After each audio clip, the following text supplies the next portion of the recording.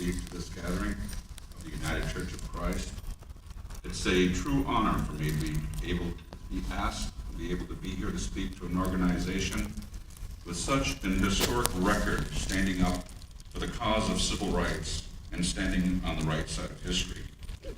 This is the church that worked with Dr. King against television stations refusing to acknowledge the U.S. Civil Rights Movement. It is the church that has stood with the United Farm Workers and Cesar Chavez in their historic struggle for civil rights. And now in that same spirit is the church that is standing with our Change the Mascot campaign. I want to first recognize and acknowledge the work of Reverend Raylan Hagler.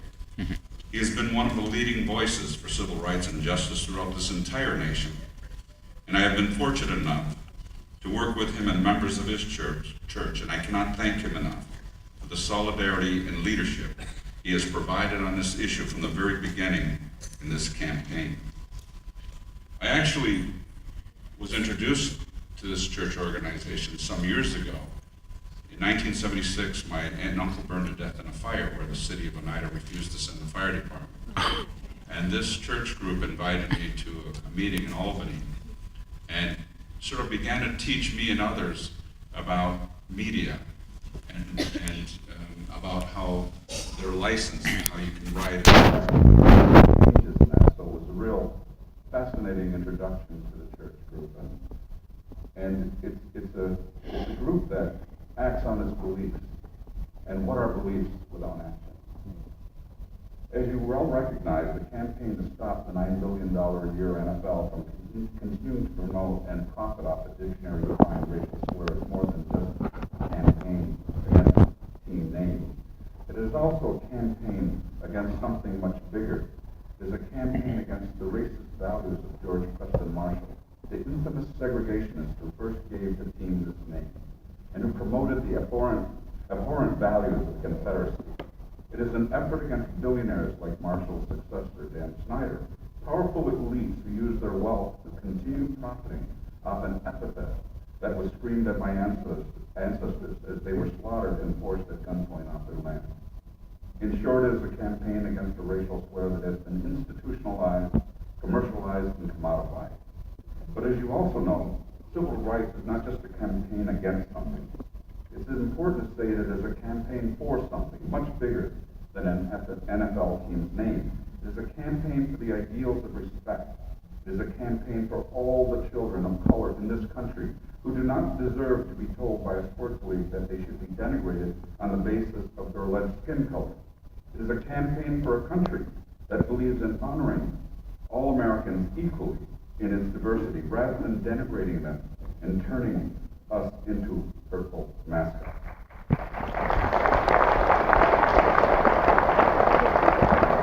We are only a few weeks away from the 50th anniversary of the Civil Rights Act of 1964. In many ways, our hard-fought journey since that landmark accomplishment has made profound progress. This is certainly more it is certainly more fair than just equal society that we have now.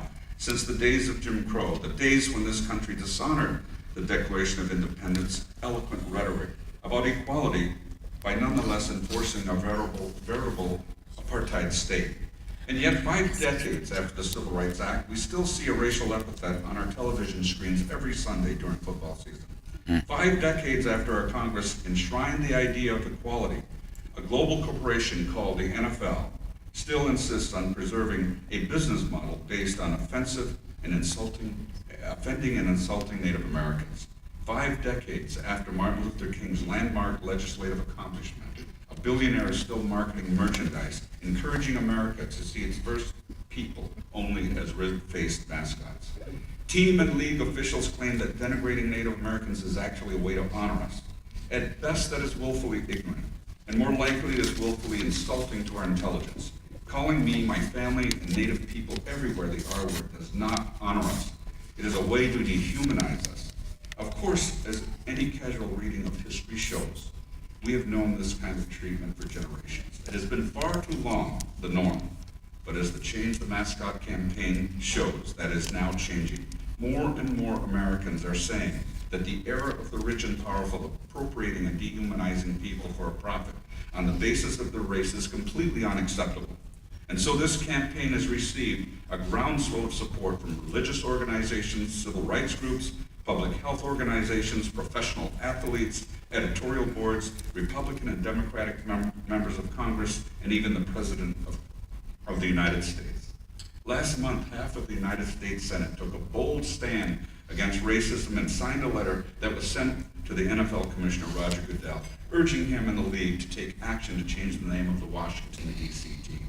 The letter urged the NFL to take similar action as the NBA and send a clear message that racism and bigotry have no place in professional sports, stating now is the time for the NFL to act.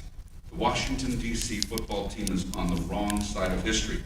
And what message does it send to punish slurs against African Americans while endorsing slurs against Native Americans? That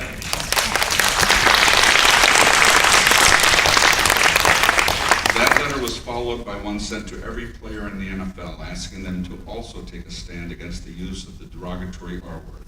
The letter sent by the Oneida Indian Nation and the National Congress of American Indians was signed by over 70 civil rights groups and leaders, including the Central Atlantic Conference, United Church of Christ, Reverend Raylan Hager, the NAACP, the ADL, the National Urban League, among many others. There are more than 70 groups collectively who represent millions of Americans across this country. The momentum of our campaign continues to grow as more and more voices are added to the call for change. Human rights expert and United Nations Special Rapporteur on the Rights of Indigenous Peoples, James Anaya, has called the use of the R word by the NFL a disparaging term that fails to respect and honor the historical and cultural legacy of the Native Americans of the United States.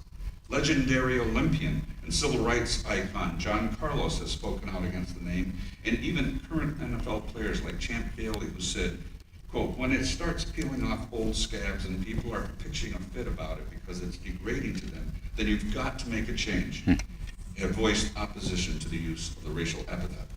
And just this week, the Oneida Indian Nation in California, standing in solidarity with our campaign, paid to have an incredibly powerful commercial about the opposition to this name air in major markets during the NBA Finals. The response to the airing of this ad has been nothing short of amazing. We were taught our people to think in terms of the seventh generation and its effect of our decisions today on the effect of that generation. This campaign is no longer only about how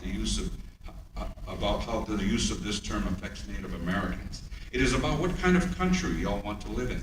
What everyone should be encouraged and inspired by is the level of support this effort is gaining, because people want to live in a society where all people, regardless of their ethnicity or skin color, are treated fairly and equally. This now brings us to the resolution being considered here today by the United Church of Christ. It's a dramatic and historical moment. Other people and organizations in this nation are going to be, this is the standard for them to be thinking about what their beliefs mean in their lives and what their conduct is going to mean on this issue. The UCE is truly one of the key partners in this greater effort. With your help, we can not only end this ongoing offense against my heritage, but we can win a major victory for a more inclusive society. This is our chance to usher in an era where mutual respect finally becomes the norm rather than the exception, and relegate this language and iconography to the historical